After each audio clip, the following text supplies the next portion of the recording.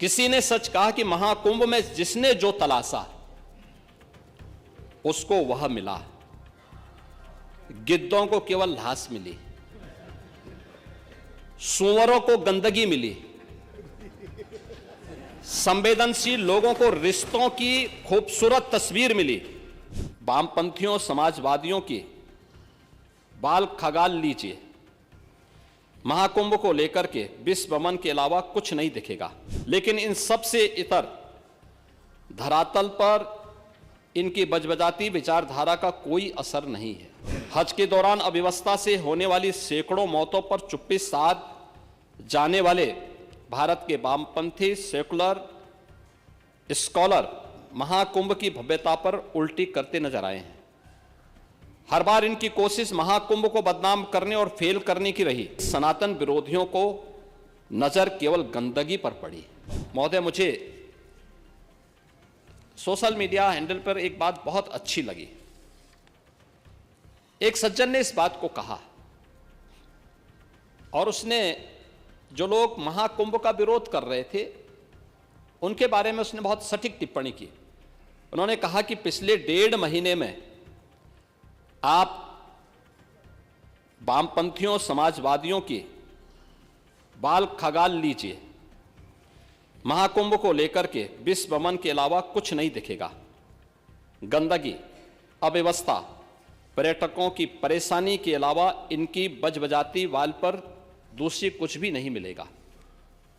लेकिन इन सब से इतर धरातल पर इनकी बजबजाती विचारधारा का कोई असर नहीं है। हज के दौरान अव्यवस्था से होने वाली सैकड़ों मौतों पर चुप्पी साध जाने वाले भारत के वामपंथी सेकुलर स्कॉलर महाकुंभ की भव्यता पर उल्टी करते नजर आए हैं। हर बार इनकी कोशिश महाकुंभ को बदनाम करने और फेल करने की रही। लेकिन ऐसे तमाम लोगों की मंशा को दरकिनार करते हुए करोड़ों लोगों ने आस्था की डुबकी लगा करके इनके जले पर नमक छिड़कने का ही काम किया है। उन्होंने आगे लिखा है कि महाकुंभ के दौरान दुखद हादसा हुआ, इसके बाद भी आस्था और विश्वास तमाम परेशानियों पर भारी पड़ी। तीर्थयात्री समस्त परेशानियों और मुश्किलों का पहाड़ चढ़कर भी प्रयागराज महाकुंभ पहुंचे, वहां से स्नान कर खुशी खुशी वापस लौटे। रिश्तों के जटिल समीकरण का परिभाषा गढ़ता महाकुंभ अब समारोह की ओर है।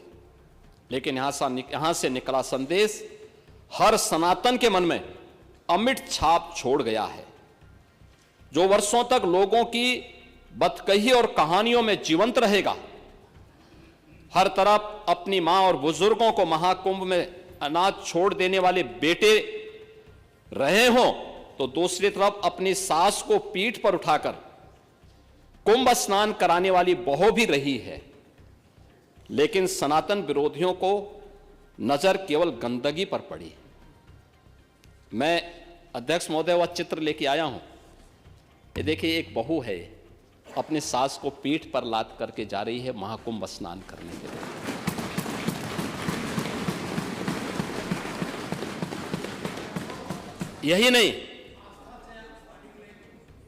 यही नहीं, आगे एक और बात कहते हैं। किसी ने सच कहा कि महाकुंभ में जिसने जो तलाशा उसको वह मिला। गिद्धों को केवल लाश मिली, सूअरों को गंदगी मिली, संवेदनशील लोगों को रिश्तों की खूबसूरत तस्वीर मिली, आस्थावानों को पुण्य मिला, सज्जनों को सज्जनता मिली, गरीबों को रोजगार मिला, अमीरों को धंधा मिला, श्रद्धालुओं को साफ सुथरी व्यवस्था मिली, पर्यटकों को अव्यवस्था मिली, सद्भावना वाले लोगों को जाति रहित व्यवस्था मिली, भक्तों को भगवान मिले। मतलब सबने अपने स्वभाव और चरित्र के अनुसार चीजों को देखा है। एक ही घाट पर सभी जाति वर्ग के तीर्थयात्री स्नानार्थी बिना किसी भेदभाव के नहाते रहे।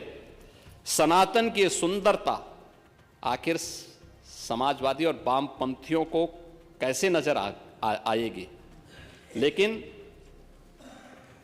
इनके द्वारा लगातार किए जाने वाले प्रश्न इनकी नीयत को ही संदेह के दायरे में खड़ी करती है।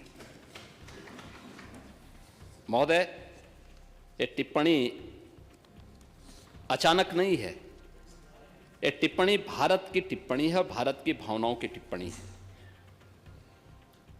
और जो स्वयं कुछ कर नहीं सकते थे, जिन लोगों ने अपने समय में इस पूरे आयोजन को अव्यवस्था और भ्रष्टाचार का शिकार बनाया था, आज वे महाकुंभ पर इस प्रकार की टिप्पणी करके भारत की भावनाओं के साथ ही खिलवाड़ करने का काम कर रहे हैं। और मैं तो केवल इस बारे में एक बात कहना चाहूंगा कि महाकुंभ ने पूरी दुनिया को भारत की सनातन एकता का संदेश देकर के एक भारत श्रेष्ठ भारत के प्रधानमंत्री मोदी जी के विजन को ही चरितार्थ करके दिखा दिया है कि विश्वास है तो पूरा भारत अपना सहयोग देने के लिए उतनी ही तत्परता के साथ खड़ा है जो महाकुंभ में दर्शन होता हुआ दिखाई दिया।